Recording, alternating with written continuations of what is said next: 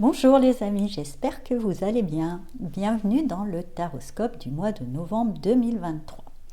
Donc pour ce taroscope, j'ai été inspirée à utiliser The Everyday Witch Tarot.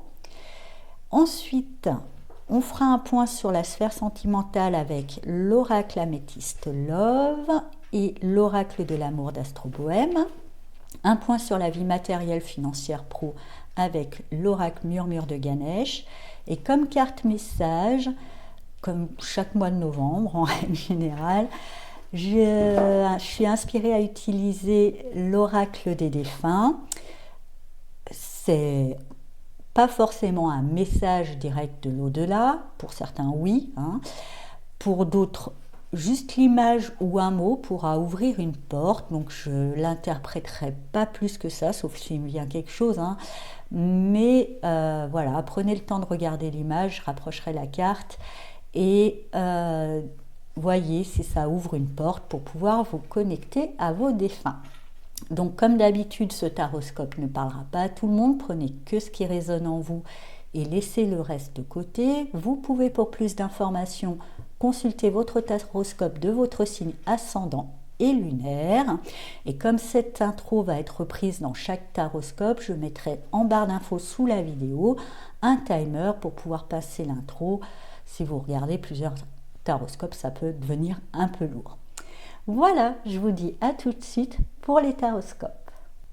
Bonjour chers amis scorpions et bienvenue dans votre taroscope de novembre. Donc on va voir tout de suite l'énergie centrale pour vous et avec le 10 de coupe, c'est le bonheur vous, ce mois, c'est votre mois anniversaire pour la plupart, donc c'est peut-être pour ça. Grand moment de partage, de réjouissance, de famille, de bonheur simple, vous êtes comblés dans la simplicité, dans l'échange avec vos proches. On va voir un petit peu plus autour avec le cavalier d'épée. En base, le 4 de bâton et le cavalier de pentacle. On dira que vous étiez un petit peu à la base dans une espèce de course un peu rapide, forte. Vous deviez aller vite, vous vous êtes un petit peu retrouvé dans une spirale un peu... voilà, mais c'est bien, c'est bon, vous avez trouvé une certaine victoire. C'était peut-être un besoin... il y avait un état d'urgence, enfin ce que vous pensiez urgent, de rassembler ce que je ressens. Après, vous verrez comment ça vous parle, je vous dis comment ça vient. Il y avait une urgence de rassembler, de ressouder, mais c'est peut-être pour ça. Vous étiez peut-être perdu dans des soucis, dans des choses, vous avez oublié l'essentiel, vos proches, et il était urgent rapidement, voilà, vous resserrez le lien, vous ramenez de rassembler et tout le monde suit un petit peu le mouvement, il n'y a pas besoin de batailler pour ça puisque ça se fait et vous pouvez lever le pied tranquillement pour pouvoir ensuite nourrir, une fois que ce rassemblement est fait. Alors après, ça peut être familial comme professionnel, il fallait rassembler les gens. On peut, une fois que la notion de cohésion, de rassemblement est bien installée, et ça se fait plutôt assez vite, vous pouvez, ensemble, avec ce groupe, quel qu'il soit, élaborer des projets, des souhaits bien concrets, qu'on prend par contre cette fois-ci le temps de bâtir tranquillement, sereinement. C'est une destination qui est peut-être un peu grande ou un peu loin à atteindre. Donc là, voilà, au début vous commencez par un sprint, après vous mettez en place le marathon que vous allez faire en équipe. J'ai vraiment cette notion d'équipe. Et d'ailleurs, dans ce parcours, c'est des beaux moments que vous pourrez partager dans cette projet commun. Donc effectivement, c'est motivant cette idée, ce projet, c'est vraiment, ça vous transporte, c'est une réelle envie et ça sera une envie partagée de toute cette équipe, quelle qu'elle soit, vers lequel on avance tranquillement, sereinement, je vous le dis, pas besoin là cette fois-ci, l'urgence était de rassembler les troupes. Une fois qu'elles sont rassemblées, on avance tranquillement. Et même, on n'en oublie pas le plaisir qu'on a de se retrouver ensemble, effectivement, pour construire, bâtir, avancer vers cet idéal commun qui n'appartient pas qu'à vous, qui est peut-être encore au départ, et c'est pour ça qu'il faut avancer doucement, parce que in fine, ça ne sera peut-être pas exactement comment ça a été pensé au départ, hein, parce qu'il doit se confronter, cet idéal doit être confronté à la réalité, il était peut-être un petit peu utopiste, pas de souci. Quand c'est fait dans la bonne entente, dans le respect, et ça vous en êtes tout à fait capable, je dirais que vous l'incarnez très bien, de savoir prendre en considération le besoin et l'envie de chacun, bah écoutez, ça avance plutôt bien. Avec le 3 de Pentacle, vous voyez, belle collaboration. Là, je dirais qu'au début, c'est une idée, on la partage, et on commence les premières actions, où on se met au travail avec ce 3 de Pentacle. Avec le pendu et ensuite le 7 d'épée, ça se gâte un petit peu. Comme je vous disais, il doit être mis à l'épreuve, vous commencez les premières actions. Les fruits ne sont pas tout de suite là. Ne remettez pas en question l'équipe. Ne remettez pas en question l'équipe. Pour moi, c'est plutôt dans la définition du projet qui n'est pas encore tout à fait juste, qui n'est pas tout à fait clair, qui n'est pas forcément bien pensé, qui mérite, comme je vous disais, là je l'ai vu, c'était un peu jeune, un peu idéaliste, il faut le confronter à la réalité. C'est pas les personnes qui travaillent, l'équipe qui travaille à ce projet qui ne fait pas bien le job ou qui n'est pas adapté, c'est plutôt le projet qui n'est pas forcément bien adapté à la réalité de ce monde. Et on ne va pas changer le monde, par contre, on peut éventuellement revoir un petit peu le plan de route. Mais rien de grave. Et justement, ça bloque un peu, c'est peut-être pour regarder ça, pour mettre les choses en perspective. Mais pour moi, vraiment, l'équipe n'est pas à remettre en question. L'équipe du moins que vous avez rassemblée. Alors est-ce qu'après il y a quelques personnes que vous n'avez pas choisies dans votre équipe, mais ça au départ vous ne l'aviez pas envie? C'est peut-être ça hein, aussi, j'entends pour certains scorpions. Mais c'est surtout pour moi revoir l'objectif. Revoir l'objectif, peut-être le fractionner, tout simplement. Il y a quelque chose à revoir là-dessus, mais ce n'est pas énorme non plus. Et en tous les cas, il y a une belle motivation et une belle équipe autour de vous, n'en doutez pas. Dans la sphère amoureuse, on va voir un petit peu ce qui se passe. Un secret. Alors, bon, pour certains scorpions, y aurait-il un amour secret alors que vous n'êtes pas forcément tout à fait libre?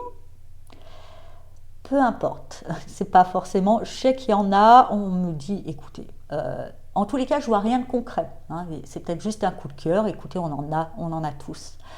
À un moment, il faut y arrêter. Cette notion, ça aussi, c'est très l'ego.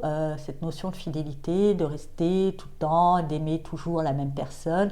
Des fois, on a des coups de cœur pour d'autres, ça arrive. Après, entre ce que on pense, qu'on ressent et ce qu'on fait, il y a un monde. On n'est pas obligé d'y nourrir, on n'est pas obligé d'en faire quelque chose, on n'est pas obligé, voilà, ça arrive, ça peut passer comme c'est venu. Donc effectivement, gardez-le pour vous, pas besoin d'en faire tout un truc, ce que je ressens pour certains, pas besoin de vous emballer, pas besoin de remettre toute votre vie en question, pas besoin de tout remettre, cette belle cohésion en question. Pour moi, c'est passager. Voilà, accueillez cette petite vibration qui arrive en vous.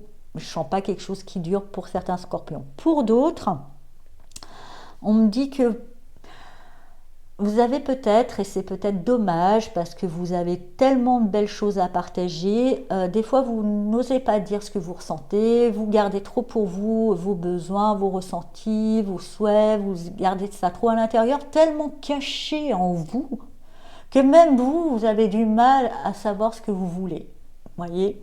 Et il serait peut-être temps, parce que c'est un beau partage, et parce que c'est pas être égoïste, et c'est pas être égocentrique, ou je sais quoi d'autre, de se verbaliser, vous donnez le même droit à l'autre hein, en le faisant.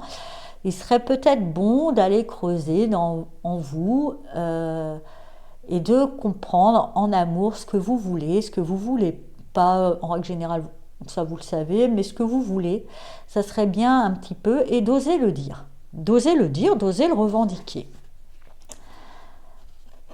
Et donc, pour ceux qui sont en couple, bah, ça va changer un peu la donne parce que peut-être ce qu'on vous reproche, c'est de pas assez communiquer. Voilà, on ne sait pas ce que vous pensez, si vous êtes content, pas content. Comme je vous dis, c'est peut-être tellement enfoui en vous que même vous, vous ne le savez pas non plus. Donc, il serait peut-être temps de le prendre en considération. Et pour ceux qui sont célibataires, votre côté énigmatique, ça peut être attirant au départ pour la rencontre, mais ça n'aide pas pour installer une relation. Voilà. Donc essayez, comme je vous disais, je ne pense pas que c'est volontaire de votre part, c'est même vous ne cherchez pas forcément à mettre des mots dessus, vous ne cherchez pas non plus à... Et ça serait peut-être bien à un moment de vous prendre en considération aussi. Le message pour vous, prends soin de séparer l'amour qui, de ce qui se joue dans la relation.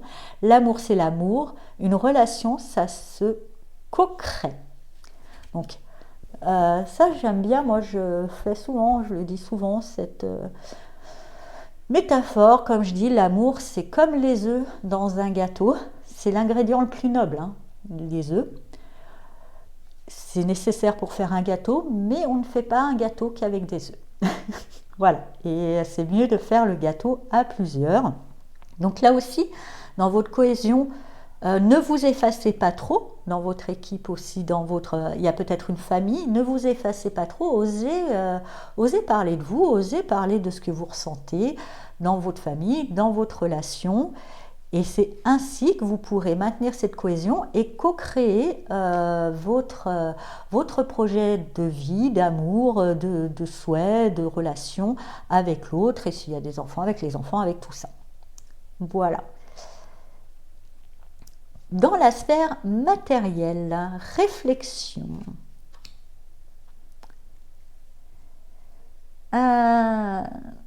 Eh bien, pour moi, ça arrive là-dessus. Hein. Réfléchir, justement, comme je vous disais, s'il y a des choses qui bloquent, c'est peut-être pas le boulot qui est à remettre en question. Hein. C'est peut-être pas vous, vos collaborateurs, c'est peut-être les objectifs.